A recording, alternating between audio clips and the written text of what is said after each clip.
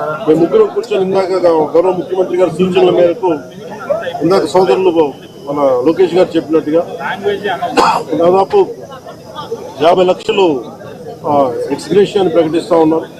అలాగే ఒక 5 ఎకరాల పొలం అని కూడా తెలియజేశారు. అలాగే 300 గజాలు ఇంటి స్థలం అని కూడా అనౌన్స్ చేశారు.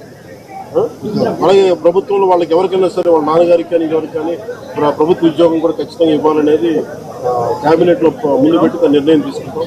ఇన్నరా పవనాలు సార్ ఏమంటుండో ఇంకా మస్తుగానే అన్నాడు మొత్తం ముచ్చటి నుండి. ఇవన్నీ కాకుండా నేను అదనంగా వ్యక్తిగతంగా నేను కూర్చోబెట్టి ప్రస్తుతం వరకు 25 లక్షల రూపాయలు మన కుటుంబానికి నా వ్యక్తిగతంగా నేను సాయం చేస్తానని తెలియజేసుకుని ఇది అయ్యా పవనాలు సారు పెద్ద మనసు చేసుకొని జవాన్ మురళీనాయక్ సార్ కుటుంబాన్ని ఆదుకుంటామని ముంగడికి వచ్చుడు మంచిగానే ఉన్నది. దేశం కోసం ప్రాణత్యాగం చేసేంత గొప్ప వీర జవాన్ను కన్నా ఆ తల్లిదండ్రులకు ఎంత ఇచ్చినా తక్కువనే. ఇచ్చిన మాట తీరుగా వెంటనే వీర జవాన్ మురళీనాయక్ సార్ కుటుంబంకు మీ కూటమి సర్కారు ఇస్తామన్న పైకాన్ని జల్దిన ముట్టజెప్పి ఆయన ఫ్యామిలీల ఒక్కలకు మీ సర్కార్ల కొలువును జల్దిన ఇచ్చి సైనికుని ఫ్యామిలీకి సపోర్టు ఇయ్యండి సార్ అంటుర్రు ఈ ముచ్చటిన్నోళ్ళు.